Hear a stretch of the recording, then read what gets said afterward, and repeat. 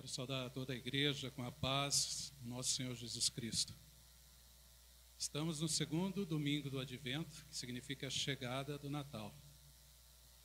Vamos ler todos juntos a palavra do Senhor em Mateus 1, 23. Eis que a Virgem conceberá e dará à luz um filho, e ele será chamado pelo nome de Emanuel, significa Deus conosco.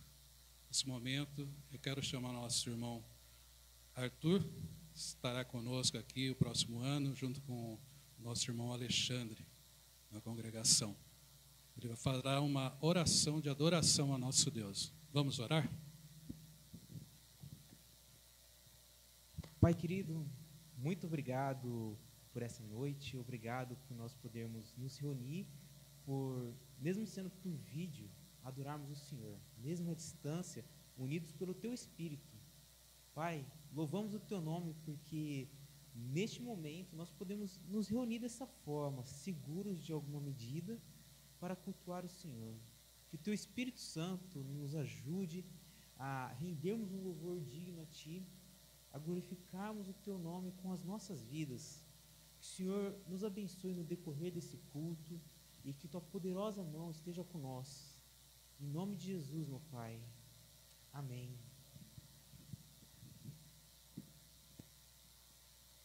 Nesse momento, nós vamos louvar a Deus com um hino, louvor angelical. Vamos todos louvar a Deus.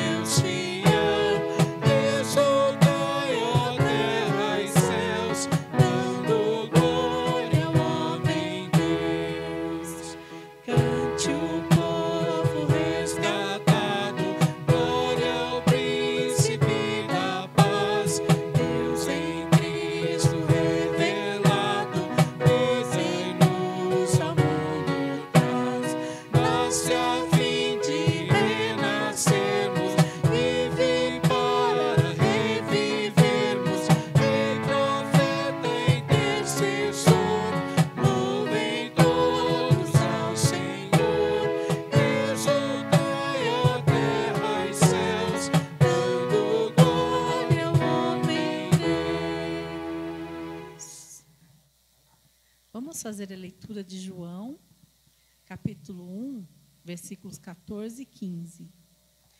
O Verbo se fez carne e habitou entre nós, cheio de graça e de verdade, e vimos a sua glória, glória como do unigênito do Pai. João dá testemunho a respeito dele e exclama: Este é aquele de quem eu dizia, ele vem depois de mim, mas é mais importante do que eu, pois já existia antes de mim. Vamos fazer uma oração ao nosso Deus de contrição. Senhor Jesus, nos colocamos diante de Ti, ó Pai, que somos falhos, ó Pai, e o Senhor, com toda a sua misericórdia, nos concedeu a salvação, Senhor. Te agradecemos por tudo que tem feito por nós. Pedimos que o Senhor esteja conosco, ó Pai, nos orientando através da Tua palavra, do Teu Espírito Santo. E por tudo isso que nós oramos e agradecemos em nome de Jesus Cristo. Amém. Vamos louvar a nosso Deus cantando alguns cânticos. Os meus lábios te louvam.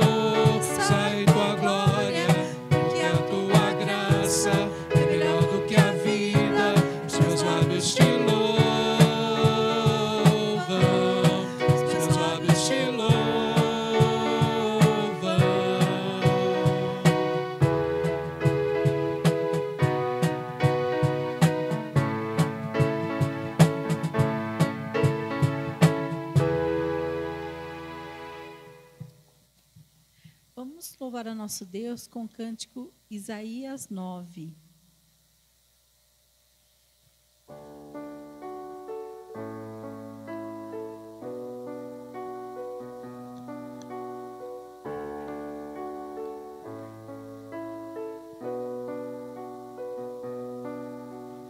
O menino nasceu como filho se nos deu. Ele é o próprio Deus e vive em mim. Debaixo de suas asas eu me escondi.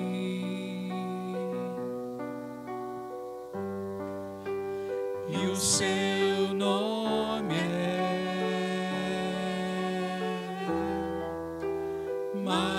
maravilhoso.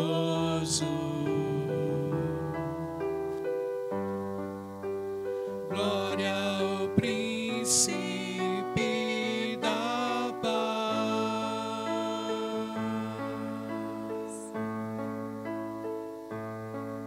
O céu começa a se abrir, toda a terra se dobrou a ti. Cristo, Rei dos Reis, veio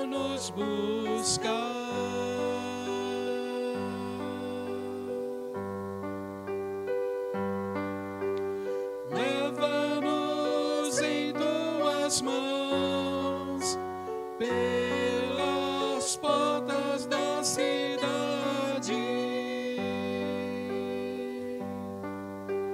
Na Nova Jerusalém, tua noiva vai entrar.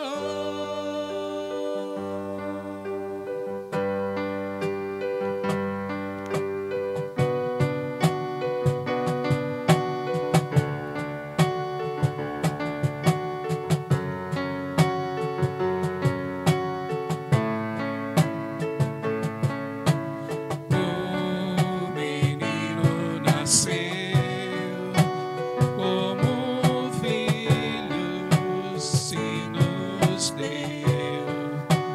Ele é o próprio Deus e vive em mim. Debaixo de suas asas eu me escondi.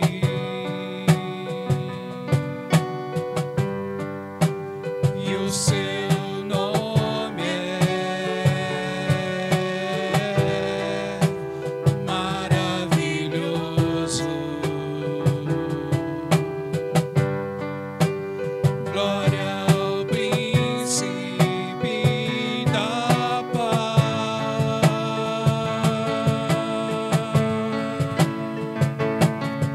O céu começa a se abrir, toda a terra se dobrou a ti. Cristo, Rei dos Reis, veio nos buscar.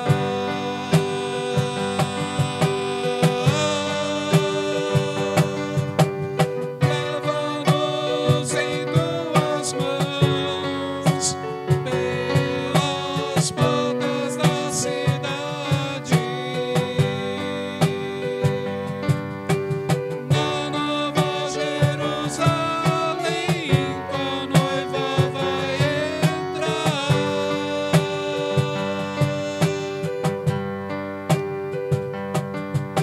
O céu começa a se abrir, toda a terra se dobrou a ti. Cristo, Rei dos Reis, veio nos buscar.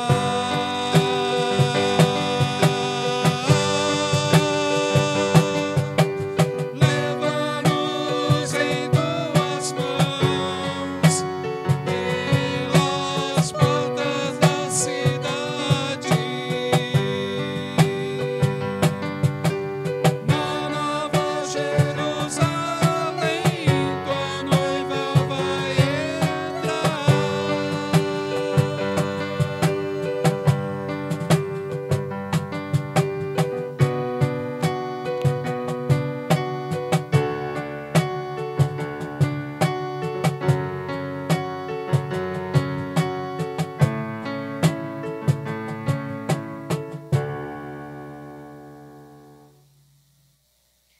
Ao nosso Deus seja a honra, seja a glória. Vamos cantar um cântico a Ele a glória, o único digno de ser louvado. Amém.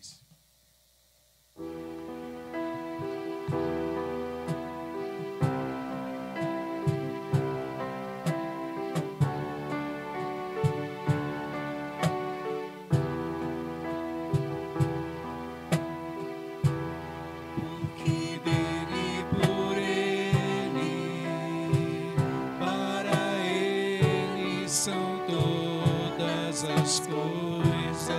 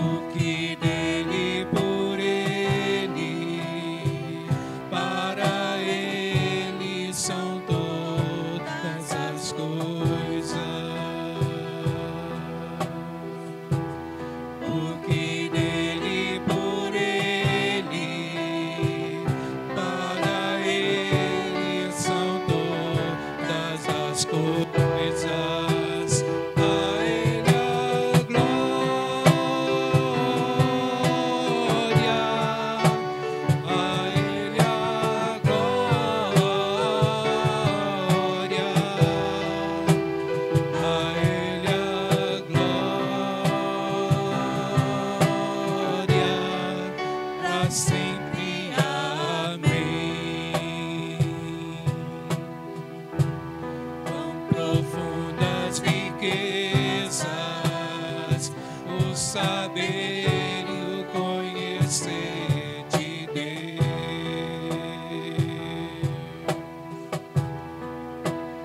Quão insondáveis seus juízos e seus caminhos.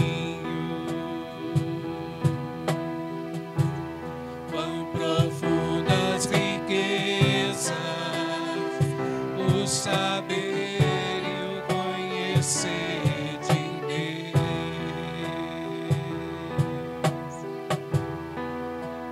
Quão insondáveis seus juízos e seus caminhos. A Ele a glória, a Ele a glória, a Ele a glória, para sempre. Amém. A Ele a glória, a Ele a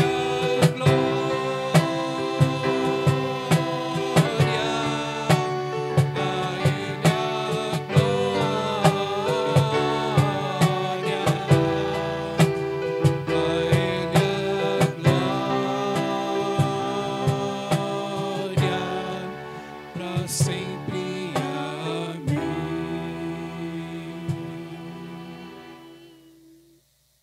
Vamos fazer uma oração a Deus. Senhor, te rendemos graças por tudo que o Senhor tem feito por nós e virá fazer, Senhor. Te adoramos, te exaltamos, te louvamos, Senhor, porque só o Senhor é digno de todo louvor e toda adoração. Em nome de Jesus, o Senhor possa estar abençoando a tua igreja. Abençoa a palavra que será ministrada, que tudo aqui ouvimos, Senhor, possa fazer diferença em nossas vidas. Abençoa o pregador desta noite, em o nome de Jesus. Amém. Graça e paz, irmãos. Que bênção é louvarmos a Deus, que bênção é também podermos meditar na sua santa e bendita palavra. E nesse mês de dezembro nós iniciamos uma nova série de mensagens nos cânticos natalinos em Lucas. Essa série intitulada Natal, uma jornada musical, que fala logo do início ali do Evangelho de Lucas, mostra alguns cânticos em que pessoas e os anjos adoraram a Deus por causa do nascimento do nosso Senhor e Salvador Jesus Cristo. E serão 4 mensagens onde eu coloquei o título delas principal em latim, porque ficou muito conhecido na história da igreja o título em latim por causa da Bíblia em latim, que foi por muitos anos usada como a versão oficial, a versão mais lida na igreja. E o primeiro dos cânticos é o Magnificat, o segundo Benedictus, o terceiro Gloria in excelsis Deo e o quarto e o último Nunc Dimittis. A cada mensagem eu vou explicar um pouco, falar um pouco melhor sobre cada um deles para a gente entender essa jornada musical, essa série de mensagens no início do Evangelho de Lucas. E eu convido você hoje a abrir lá no Evangelho de Lucas, no capítulo 1. Nós leremos do verso 39 ao 55. Lucas 1, 39 a 55. Eu lerei na versão nova, Almeida atualizada. Acompanhe aí na sua Bíblia. Diz assim esse trecho da palavra do Senhor. Naqueles dias, Maria se aprontou e foi depressa à região montanhosa, a uma cidade de Judá. Entrou na casa de Zacarias e saudou Isabel. Quando Isabel ouviu a saudação de Maria, a criança lhe estremeceu no ventre.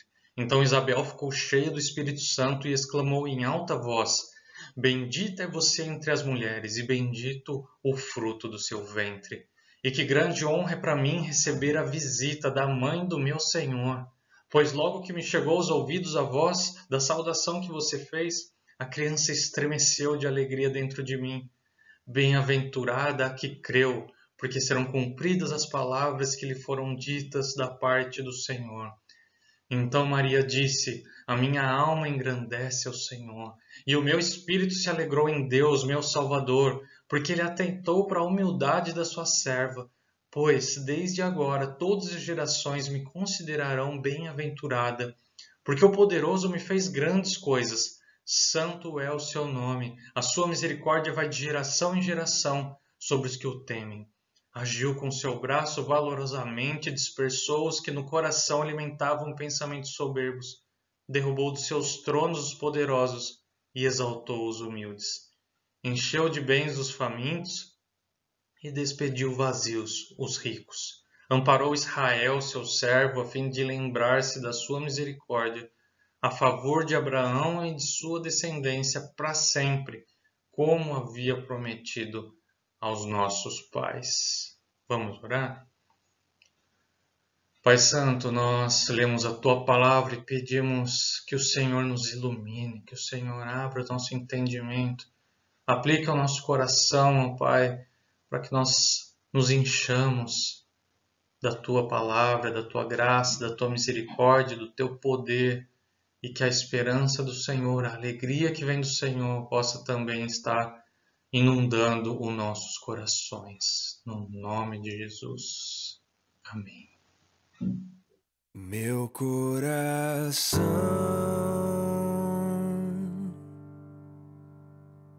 exalta o Senhor,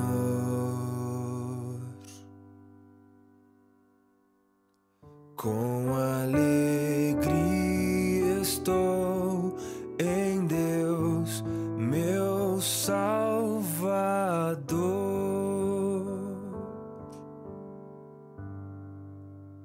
Ele me olhou,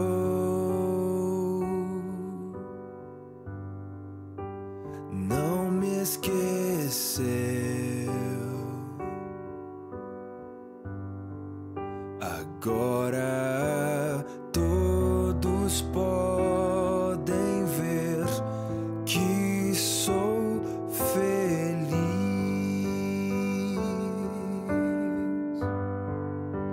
Seu nome é santo, grande em poder,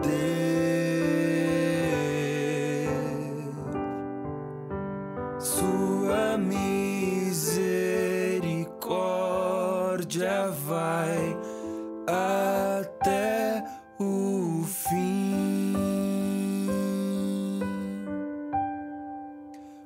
Pobre exaltou,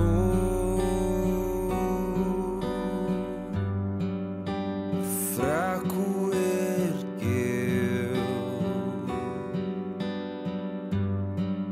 a sua herança prova o quão ele é fiel.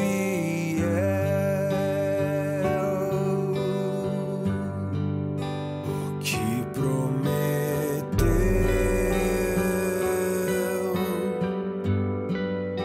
sempre cumpriu.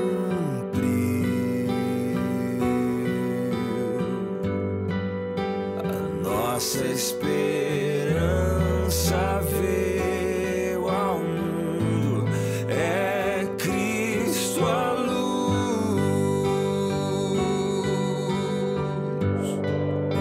Seu nome é santo, grande em poder,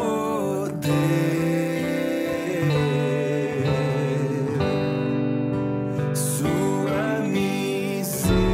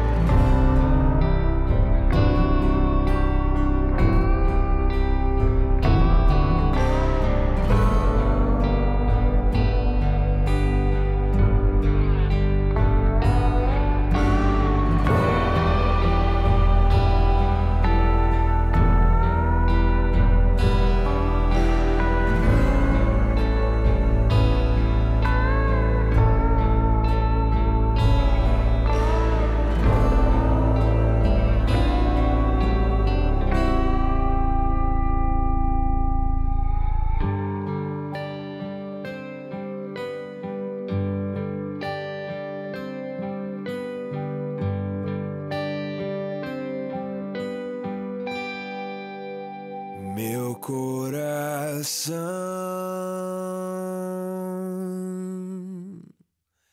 exalta o Senhor. 6 meses depois do anjo Gabriel anunciar a Zacarias que sua esposa estéril Isabel teria um filho, que se chamaria João, e que seria grande diante do Senhor e cheio do Espírito Santo desde o ventre materno, agora Gabriel aparece a Maria, uma virgem de Nazaré que estava noiva de um descendente de Davi, chamado José. O anjo também traz a notícia de que Maria teria um filho, que se chamaria Jesus, porém ele não seria concebido através da relação de Maria com José. Ela ficaria grávida pelo poder do Espírito Santo. Assim como Gabriel disse que João seria grande, Jesus também seria, mas com a diferença de que ele seria chamado Filho do Altíssimo, Filho de Deus, seria herdeiro do trono de Davi e seu reinado não teria fim. Depois do anjo dizer que sua parenta Isabel, de idade avançada e que diziam ser estéril, também estava grávida, e explicar como tudo isso aconteceria a Maria, ela responde: aqui está a serva do Senhor, que aconteça comigo o que você falou. E no verso 39 que lemos, naqueles dias Maria se aprontou e foi depressa à região montanhosa, uma cidade de Judá. Depois de receber aquela notícia impactante do anjo Gabriel e sabendo que Isabel também estava grávida, Maria sentiu que deveria ir depressa até a casa de Zacarias, encontrar Isabel, pois entendeu que o que estava acontecendo com ela tinha ligação direta com o que estava acontecendo com sua parenta. Então, ao chegar na casa de Zacarias, Maria saúda Isabel. Não sabemos qual saudação foi essa, mas assim que Isabel a ouviu, João, que mais tarde seria conhecido como João Batista, estremeceu dentro dela e ela ficou cheia do Espírito Santo. No versículo 42 diz que ela exclamou em alta voz: bendita é você entre as mulheres e bendito o fruto de seu ventre. Essa exclamação de Isabel também pode ser um pequeno cântico, por causa de sua construção no estilo de paralelismo hebraico. Isabel pôde fazer essa exclamação somente porque ela estava cheia do Espírito Santo, que revelou a ela que Maria estava carregando em seu ventre o Messias, o Senhor, o Salvador. Por isso ela seria bendita entre as mulheres, não acima das mulheres, mas entre as mulheres. E bendito seria o fruto do seu ventre.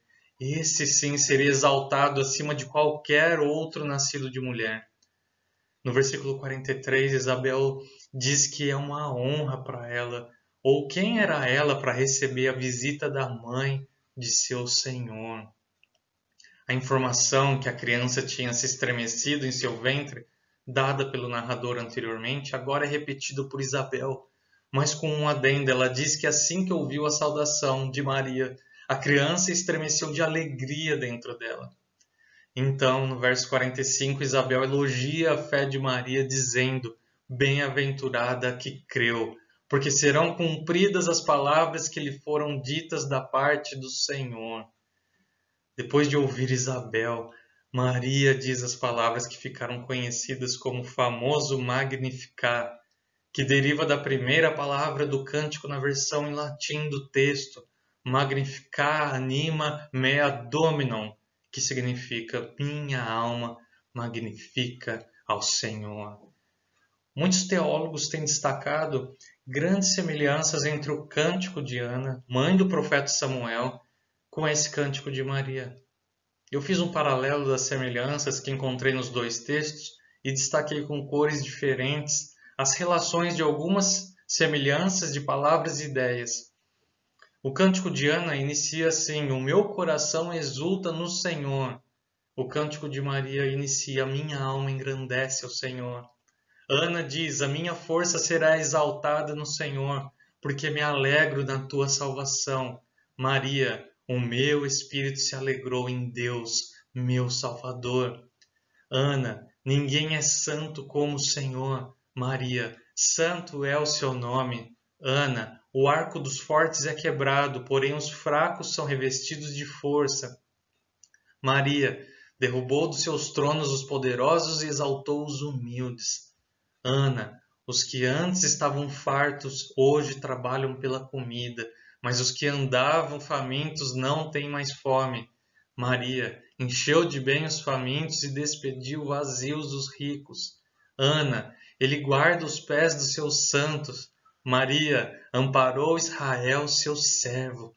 Ana, os perversos emudecem nas trevas da morte, porque o homem não prevalece pela força. Maria dispersou os que no coração alimentavam pensamentos soberbos. Ana dá força ao seu rei e exalta o poder do seu ungido. Maria, em favor de Abraão e de sua descendência para sempre. É bem provável que Maria tenha pelo menos se lembrado do cântico de Ana, se não se baseou nele parcialmente. Nós vamos meditar um pouco agora então no Magnificat, o cântico de Maria, uma expressão genuína de louvor e fé no Salvador. O primeiro ponto que eu queria destacar no cântico de Maria é que Maria engrandece e agradece a Deus. Os versos 46 a 49 dizem assim: Então Maria disse: A minha alma engrandece ao Senhor, e o meu espírito se alegrou em Deus, meu Salvador, porque ele atentou para a humildade da sua serva, pois desde agora todas as gerações me considerarão bem-aventurada, porque o poderoso me fez grandes coisas, santo é o seu nome. Com seu coração transbordando de alegria e gratidão, Maria louva a Deus, dizendo que a sua alma engrandece ao Senhor, e o seu espírito se alegrou em Deus, seu Salvador. Maria estava muito feliz por receber a dádiva de ser a mãe de Jesus, e engrandece e agradece a Deus. Mas em que sentido será que Maria chama a Deus de meu Salvador? No Antigo Testamento, palavras como Salvador, salvar, salvação, nem sempre eram usadas no sentido espiritual. Muitas vezes a salvação do povo de Israel estava relacionada com o livramento de seus inimigos, como por exemplo em 1 Samuel 11:13, quando o rei Saul diz: Hoje ninguém será morto, porque no dia de hoje o Senhor salvou a Israel. Em 2 Crônicas 20:17, Jaaziel diz em nome do Senhor para o rei Josafá e ao povo em relação aos inimigos que se aproximavam: Neste encontro não tereis de pelejar, tomai posição, ficai parados e vede o salvamento que o Senhor vos dará, ó Judá e Jerusalém. Há também muitas passagens que a salvação se refere exclusivamente à libertação de pecado, tendo uma conotação espiritual, como na oração de arrependimento do rei Davi, no Salmo 51:12, que diz assim: Restitui-me a alegria da tua salvação e sustenta-me com um espírito voluntário.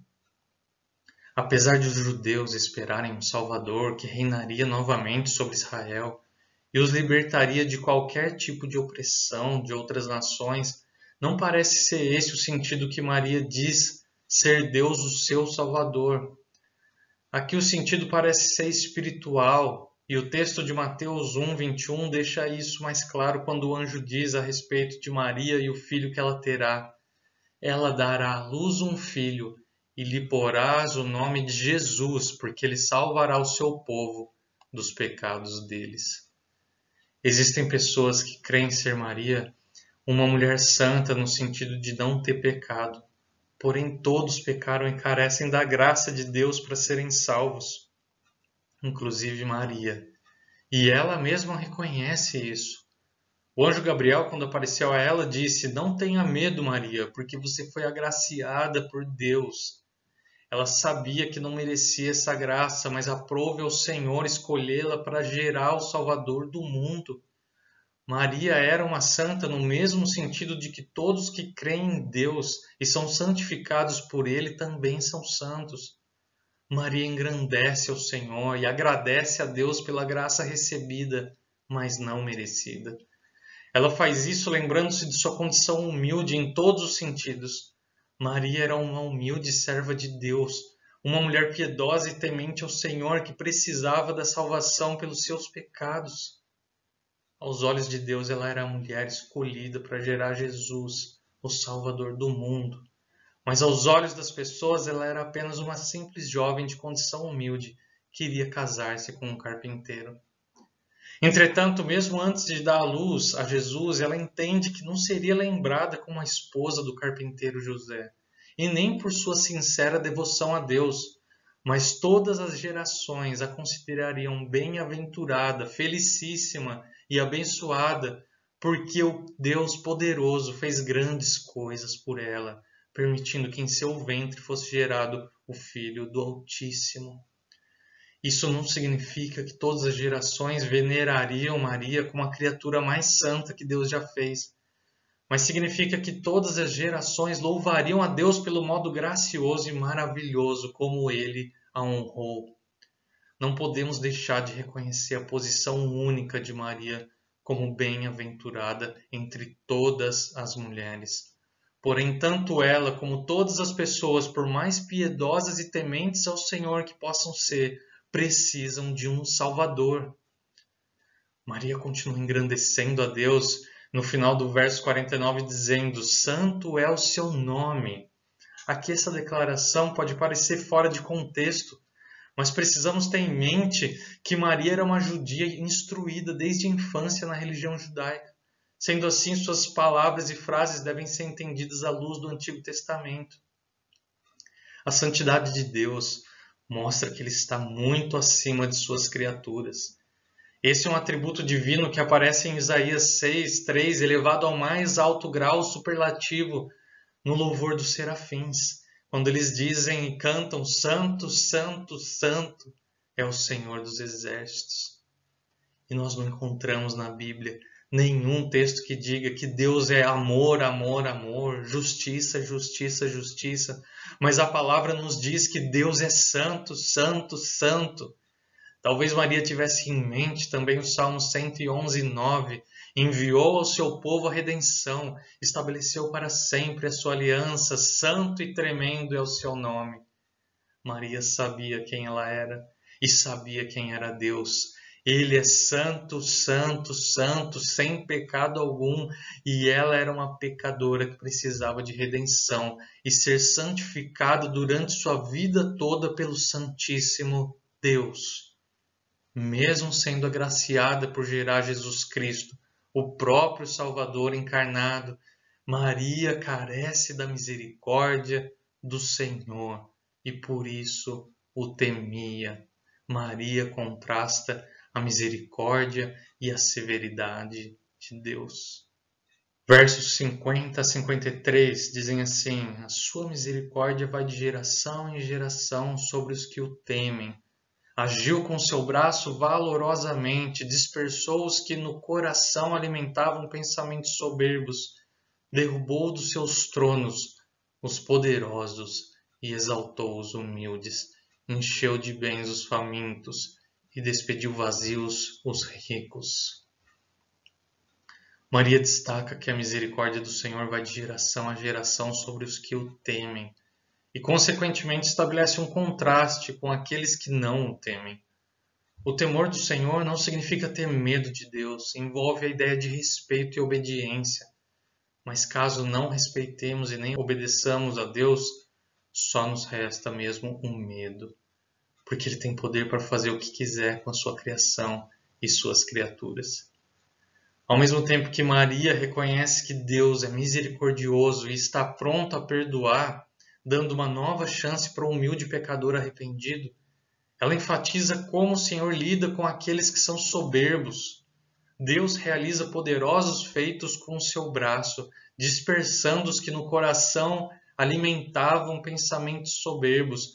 Deus dispersa aqueles que acham que são grande coisa, que são melhores que os outros e não precisam de ninguém, nem de salvação alguma. A linguagem que Maria usa é figurada e antropomórfica, ou seja, ela atribui a Deus características humanas, algo que é comum no Antigo Testamento. No Salmo 98, verso 1, o salmista diz: Cantai ao Senhor um cântico novo, porque Ele tem feito maravilhas. A sua destra e o seu braço santo lhe alcançaram a vitória. Se do lado dos israelitas estava o braço do Senhor, que simboliza sua força e poder, a vitória estava sempre garantida caso eles estivessem humildemente debaixo da direção soberana de Deus. Já aqueles que alimentavam pensamentos soberbos, Deus derrubou dos seus tronos, por mais poderosos que fossem, e exaltou os humildes. Talvez aqui Maria tivesse em mente o Salmo 147, verso 6, que diz: o Senhor ampara os humildes e dá com os ímpios em terra. Ou o Salmo de Davi, 101, verso 5, a parte B, que mostra como Deus não suporta o soberbo. O que tem um olhar altivo e coração soberbo, não o suportarei. Ou ainda o que diz o profeta Isaías, lá em Isaías 2,12, porque o dia do Senhor dos Exércitos será contra todo soberbo e altivo, e contra todo aquele que se exalta para que seja abatido. Deus mostra em toda a sua palavra revelada que Ele é o provedor de todas as coisas. Se Ele quiser, enche de bens os famintos e despede os ricos sem nada. Como Maria diz bem no verso 53, talvez lembrando do cântico de Ana, onde ela diz: os que antes eram fartos hoje trabalham pela comida, mas os que andavam famintos não têm mais fome. Maria mostra que a misericórdia de Deus não deixa que seus servos fiquem desamparados e que o ímpio pode até prosperar por um tempo, mas a justiça de Deus em algum momento vai chegar para ele. Pode ser o rei mais poderoso do mundo, será julgado e derrubado de seu trono pelo Rei do Universo, aquele que está sentado no trono do Universo. Não precisa ser um rei para ser arrogante e soberbo. Há muitas pessoas que, mesmo sem tanto poder assim, elas são arrogantes e soberbas. Eu e você éramos assim antes de conhecermos a Jesus Cristo e o Evangelho. Não tínhamos noção do quanto precisávamos de um Salvador. Parecia até que a gente nem era tão ruim e pecador assim. E pensávamos, tem tanta gente pior que eu por aí. Não é por um pecadinho aqui e outro ali que Deus vai me condenar ao inferno por toda a eternidade. Esse é o pensamento de um coração soberbo, que acha que é bom, que pensa que merece a salvação da ira de Deus por causa de seus próprios méritos. Tanto a salvação da nossa alma, como o sustento do nosso corpo, das nossas vidas, depende totalmente de Deus. É a mão dele que nos sustenta. Se você pensa que o seu trabalho e esforço e o seu próprio esforço é que sustenta a sua família, e se você tiver tempo, vai pensar em fazer a vontade de Deus, quando você tiver um tempo, vai pensar em Deus, você é um grandíssimo arrogante que precisa se arrepender. Precisamos do Senhor para a nossa subsistência e para a salvação por causa de nossos pecados.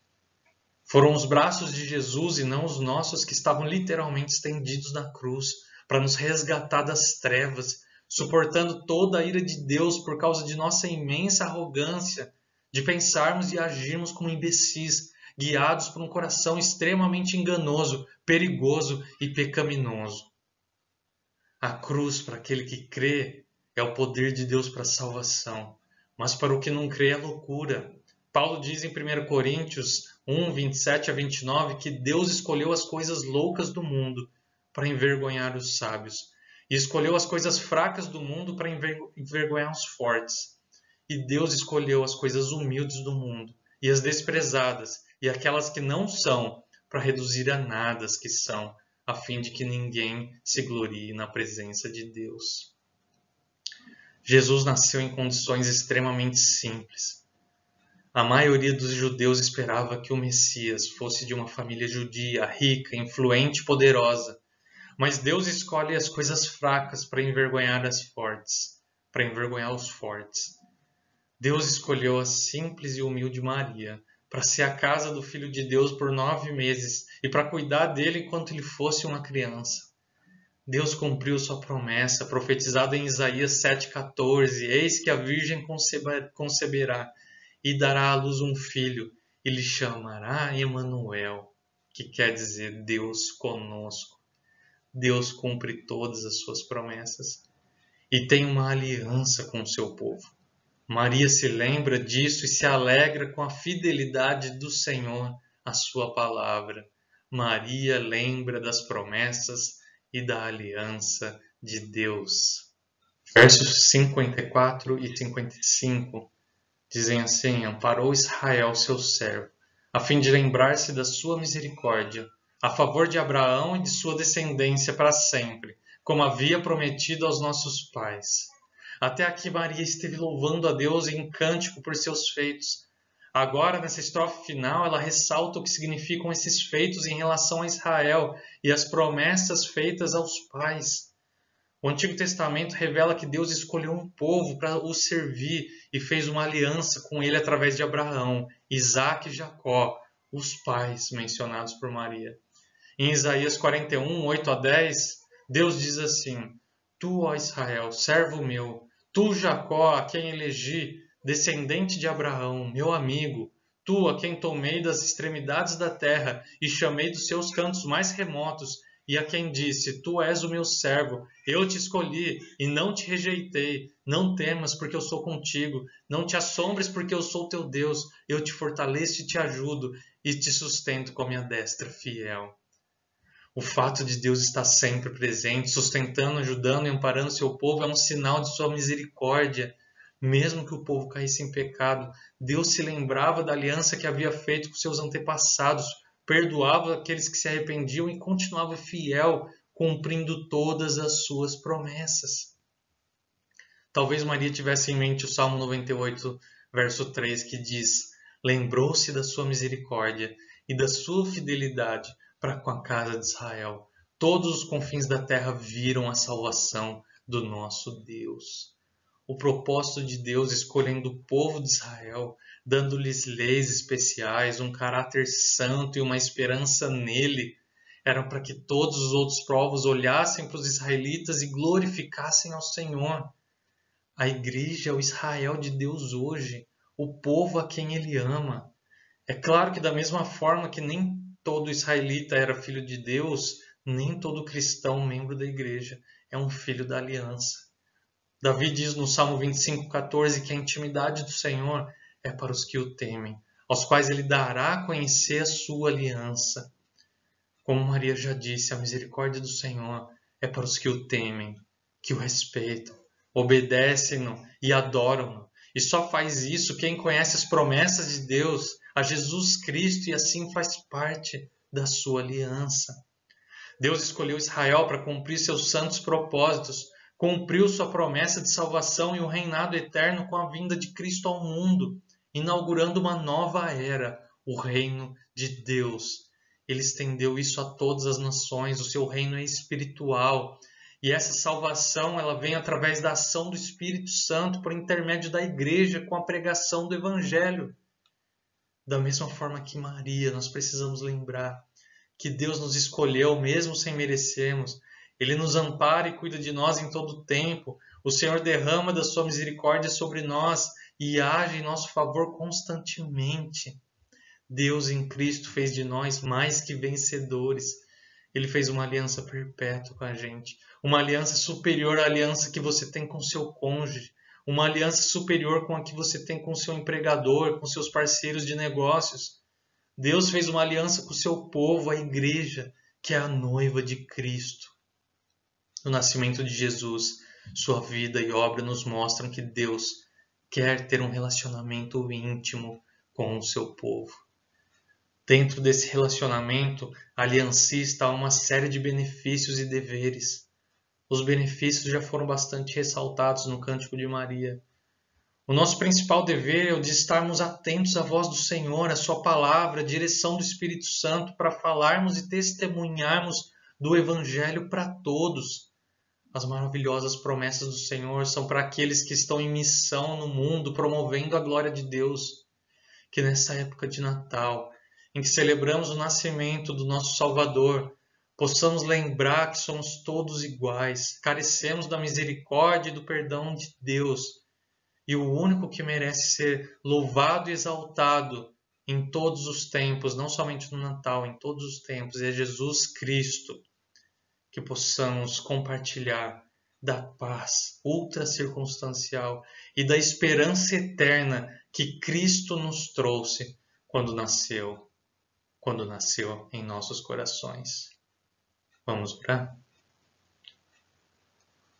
Pai Santo, nós te louvamos, nós bendizemos ao Senhor, porque Tu és aquele que era, que é e que há de vir. Nós te adoramos, exaltamos o Senhor e nos alegramos nessa época do ano, porque nós lembramos do nascimento de Jesus Cristo, o teu Filho, santo e bendito, aquele que veio para nos salvar, aquele que veio para viver humildemente, ser como um de nós, sofrer as nossas dores e morrer pelos nossos pecados. Pai, nós te louvamos, nós te agradecemos por tão grande salvação, pelo teu poder imenso, pela tua graça imerecida derramada em favor de nós. Ó Pai, se dependesse de nós, não seríamos salvos. Mas graças ao Senhor, porque é pela obra de Cristo na cruz, pela sua morte e ressurreição, que nós temos a redenção, a vida eterna. Nós temos prometido também a ressurreição e a vida eterna com o Senhor. Ó Pai, isso enche o nosso coração de esperança, alegria, que nós possamos compartilhar, ó Pai, com aqueles que ainda não conhecem a boa nova, para aqueles que não conhecem que o sentido do Natal é Jesus Cristo, que o sentido da nossa vida é Jesus Cristo, que nós devemos viver para a honra e glória do Senhor, e somente assim nós teremos nossa alma totalmente satisfeita no Senhor. Ó Deus, nós te agradecemos por tudo, ó Pai, pelas bênçãos imerecidas, pelas bênçãos sobre cada um de nós, pela bênção e o sustento da Igreja Presbiteriana do Parque Xangri-Lá. Pai, obrigado porque o Senhor tem sustentado o teu povo, mesmo que sem nos ver à distância, o Senhor tem se mostrado um Deus fiel, que está sempre conosco, porque através do Espírito Santo que está em nós, o Senhor fala conosco através da tua palavra, o Senhor está se relacionando com a gente. Obrigado por se fazer Deus conosco. Obrigado por não olhar para os nossos pecados, mas olhar para o nosso Senhor Jesus Cristo e nos perdoar. Nós agradecemos, ó Pai, agradecemos imensamente. No nome de Jesus. Amém. Que Deus te abençoe a sua família, que vocês possam ter uma excelente semana na presença do Senhor.